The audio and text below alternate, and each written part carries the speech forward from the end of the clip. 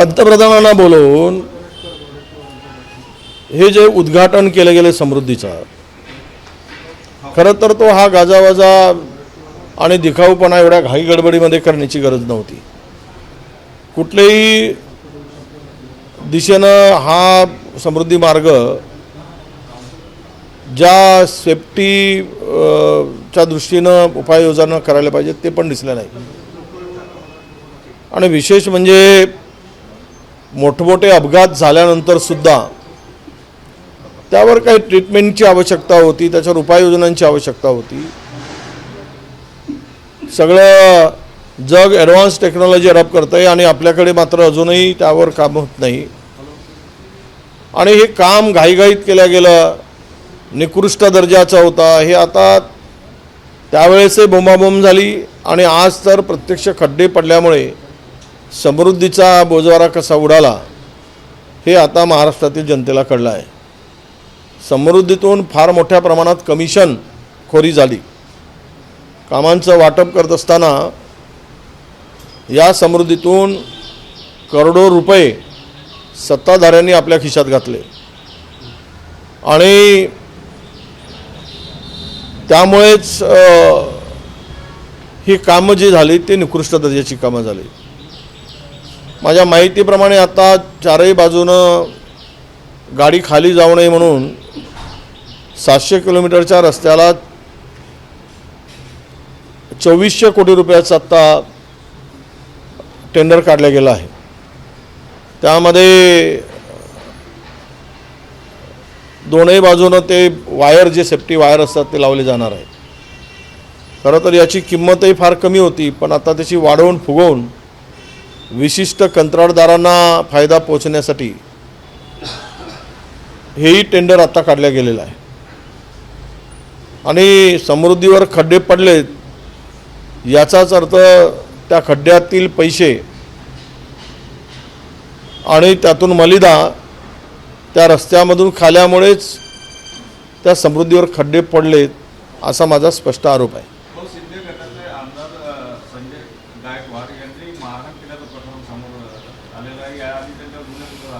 नाही, आता सगळेच हिरो झाले आहेत त्या शिंदे गटाचे आमदार.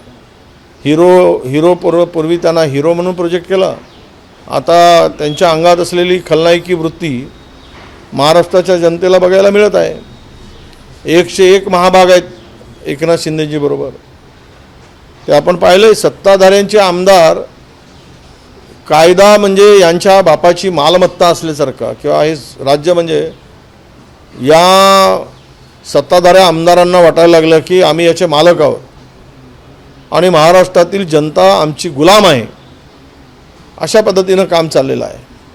त्याचाच परिपाक आज संजय गायकवाडांनी जे गुन्हे दाखल झालेत, ते आदिवासी महिलेची जमीन हडपल्याचा, पैसे न देता त्यावर मोठा फार्म हाऊस बांधला आणि पैसे मागायला गेल्यावर मारहाण करण्याचा जो काही प्रकार झाला तो आदिवासी समाजावर आणि आदिवासी महिलेवर अन्याय करणार आहे.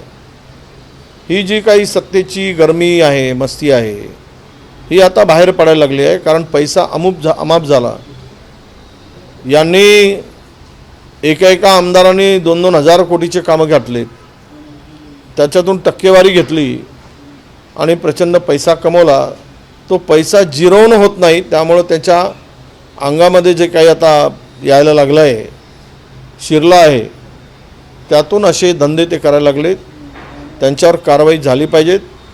त्या कारवाईतून कोणीही मोठा असू देत, जर चुकीचं करत असेल तर ती कारवाई होणे अपेक्षित आहे. आणि मी सुद्धा पत्र लिहून या अशा व्यक्तीवर कडक कारवाई करावी अशी मागणी सुद्धा करणार आहे.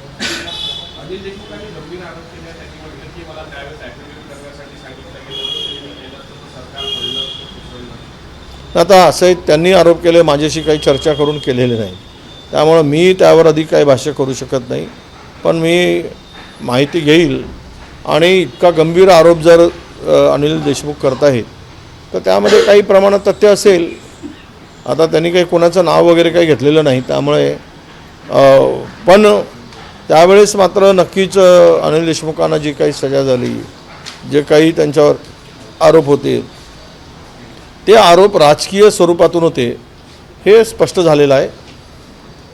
चौकशीतून काही निष्पन्न झालेलं नव्हतं आणि त्यावेळेस दरम्यान ज्या काही घटना घडलेत हे अनिल देशमुख साहेब एक प्रामाणिक म्हणून त्या सगळ्या परिस्थितीला सामोरे गेलेत. परंतु राजकारणामध्ये असं काही जर घडत असेल तर ते राजकारणाचं अधपतन आहे एवढं मी मानतो.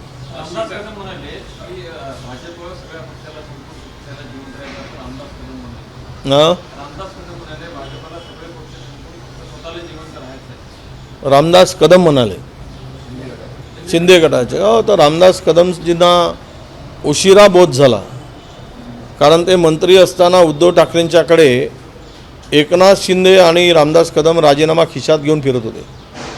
त्यांना आठवण करून देतो मुद्दाम की आम्हाला भारतीय जनता पक्षाकडून काय त्रास आहे, आम्ही यांच्याबरोबर राहू शकत नाही, आम्ही यांच्याबरोबर नांदू शकत नाही, हे आपल्याला संपवल्याशिवाय राहणार नाही.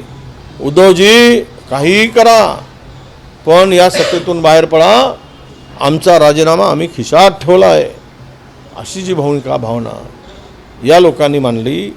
आता त्यांना कळलं नव्हतं उद्धवजींची साथ सोडून जाताना कुठल्या विश्वात ते वावरत होते. आज यांना समजलं की सर्व मी यापूर्वीसुद्धा म्हणालो की हे निवडणूक या शिंदेंची असेल किंवा अजित पवारांची असेल, ही निवडणूक शेवटची निवडणूक या चिन्हावरची असणार आहे. यानंतर राज्यात यांना भाजपच्या चिन्हाशिवाय पर्याय नाही, हे शिल्लक राहणार नाहीत, यांचं अस्तित्व शिल्लक राहणार नाही, हे तेवढंच खरं आहे.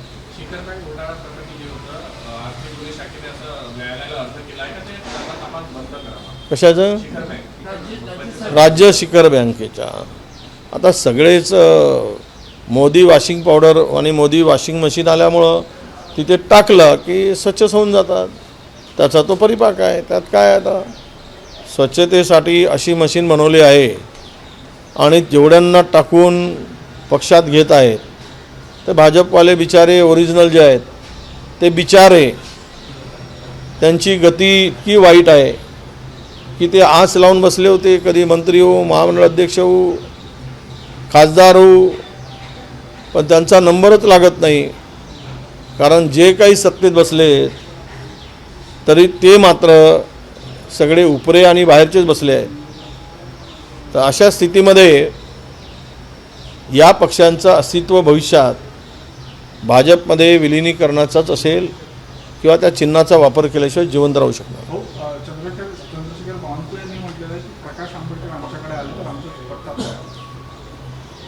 आता ते कोणत्या उद्देशानं म्हणाले माहीत नाही, त्यांच्याकडे तर प्रत्येकाचाच दुपट्टा तयार असतो. एक दिवस असा येईल तो दुपट्ट्यानंच त्यांना फाशी लावून घ्यायची पाळी येईल, अशी अवस्था भविष्यात त्या बावनकुळेंची आणि त्यांच्या टीमची होईल. कारण हे कुठे असणार, यांचं अस्तित्व काय असणार, हे सगळ्यांसाठीच दुपट्टा तयार ठेवत आहेत आणि हे दुपट्टा दुसऱ्याच्या गळ्यात टाकतील आणि यांच्या गळ्यामध्ये मात्र घंटा येईल आणि बैल म्हणून हे घंटा वाजवत वाजवत रस्त्यानं फिरतील, अशी अवस्था मूळ भाजपवाल्याची होईल. जागा वाटप जवळपास पूर्ण झालेलं आहे. नंबर आम्ही जेवढा ज्यांच्या वाट्याचे काही जागा आहेत त्यावर अंतिम निर्णय झालेला आहे. 3 जागेच्या संदर्भात अदलाबदलीचा विषय आहे आणि तो लवकर सुटेल.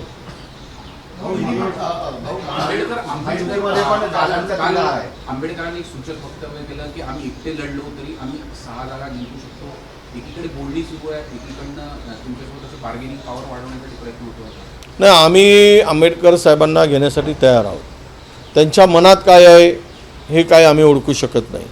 त्यांच्या मनामध्ये जे असेल तर ते काही प्रकाश आंबेडकर जे म्हणतील, जे बोलत असतील तर त्याचा अर्थ आम्ही जे बोलतायत तेवढाच काढणार. पण आमची बोलणी सुरू आहे. आमचं म्हणणं आहे की अलायन्समध्ये महाविकास आघाडीबरोबर आले पाहिजेत, त्यांचा सन्मानपूर्वक त्यांना जागा मिळतील. परंतु आता आम्ही एकटे लढूनही 6 जागा जिंकत असतील असं जर म्हणत असतील तर त्यांच्या भूमिकेच्या संदर्भात हायकमांड चर्चा करेल. महाविकास आघाडीचे नेते त्यांच्याशी चर्चा करतील.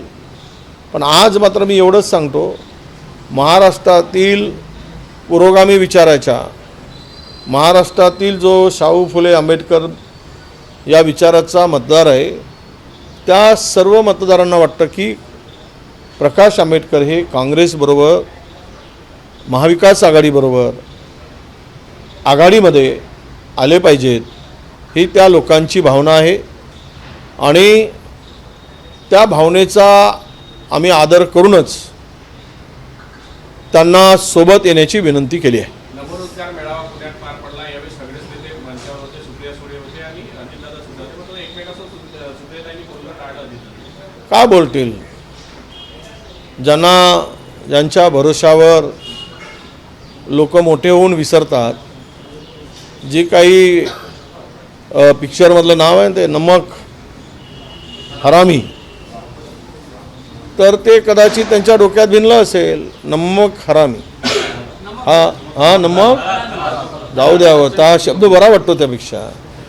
नमक हलाली, तर नमक हलालीला वाल्याबरोबर कोण बोलेल? ज्यांनी सर्वच गोष्टी दिल्या आणि तो त्याच कुटुंबाशी जर बेईमानीनं वागत असेल तर संबंध कसे टिकतील? आणि भारतीय जनता पक्षाची जी तीव्र इच्छा होती पवारामध्ये कुटुंबामध्ये यथेच्छ भांडण व्हावं आणि हे कुटुंब पूर्ण उद्ध्वस्त व्हावं, त्यांची स्वप्न आता साकार होताना दिसत आहेत. ओके, नहीं देखिए, ये समृद्धि मार्ग का काम ही था. ये काम बोगस रूप से हुआ है. ये कार्टेल स्वरूप में सबको काम बांट के दिया था. कोई कॉन्ट्रैक्टर से कमीशन बड़ी मात्रा में लिया गया था. काम की क्वालिटी पे किसी का ध्यान नहीं था और गड़बड़गाही में प्राइम मिनिस्टर जी के हाथ से इसका इनॉग्रेशन किया गया था. और उसके सेफ्टी के लिए जितने बड़ी मात्रा में एक्सीडेंट हुए और लाखों लोगों की जान गई वहाँ पे, तो हमने कहा था कि इसके ऊपर जो कुछ करना है उपाय वो किए बगैर ये रास्ता शुरू नहीं करो. फिर भी किया गया. और आज ये जो खड्डे समृद्धि पे जिसका नाम बजाकर, डंका बजाकर समृद्धि समृद्धि करके उनका श्रेय लिया, आज ये रास्ते का जो हालत है, जो काम है, वो अगर इसमें गैर प्रकार हुआ है तो इसकी उच्च स्तरीय जांच होने की आवश्यकता है. ये पूरे काम की आवश्यकता है. इसका ऑडिट भी होने की आवश्यकता है. इसका स्ट्रक्चरल होगा या उसका आरसीसी रोड है तो उस रोड के लिए एक्सपर्ट की टीम कोई अपॉइंट करके कार्रवाई होनी चाहिए. जो कॉन्ट्रैक्टर ने ऐसा निकृष्ट दर्जे का काम किया है उसके ऊपर एफआईआर दाखिल होनी चाहिए और उसको तुरंत अटक भी होनी चाहिए, अरेस्ट भी करना चाहिए. ये हमारी मांग रही.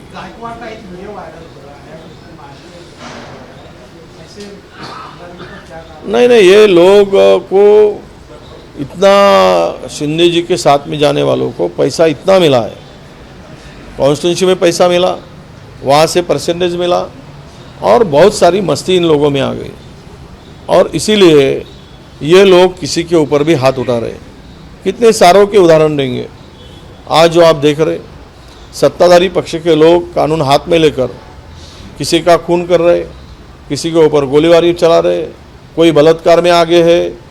पुनः एक नई मुंबई का जो शिंदे गुट का बड़ा नेता है, उनके ऊपर यौन शोषण का बड़ा आरोप लगाया, रिपोर्ट हो चुकी है. बाप ने एक महिला के साथ किया और महिला के बच्ची के साथ में वही नेता के लड़के ने अत्याचार किया. ये गंभीर मामले हैं. ऐसा ही मामला गायकवाड़ का है. गायकवाड़ ने एक आदिवासी गरीब की महिला की ज़मीन हड़पी, उसको पैसे नहीं दिया, वह फार्म हाउस बनाया, तो उस महिला ने उनको बार बार पूछा कि हमारा पैसा दीजिए, तो उसके साथ में मारहाण करने का काम हुआ। तो ऐसे ऊपर तुरंत कार्रवाई हो, इनको बख्शा नहीं जाए और ऐसी घटना कोई भी रूलिंग पार्टी हो या सत्ता अपोजिशन हो, ये ऐसे प्रकार जो भी लोक प्रतिनिधि हाथ में लेकर करता है तो ये सख्त कार्रवाई के लिए पात्र है, उनके ऊपर कार्रवाई हो। सीट शेयरिंग का क्या अभी कहाँ तक पहुँचा है? नहीं, सीट शेयरिंग की बात तो करीबन होते आई है, 2-3 जगह का अदला बदली का काम चल रहा है, वो भी निपट जाएगा। 6 तारीख को हमारा स्टेट का आज स्क्रीनिंग की बात हो रही है। अगर 6 तारीख को स्क्रीनिंग की बात होती है तो हम लोग उसके लिए पूरे तैयार हैं। नितीन एबीपी माझा, उघडा डोळे बघा नीट।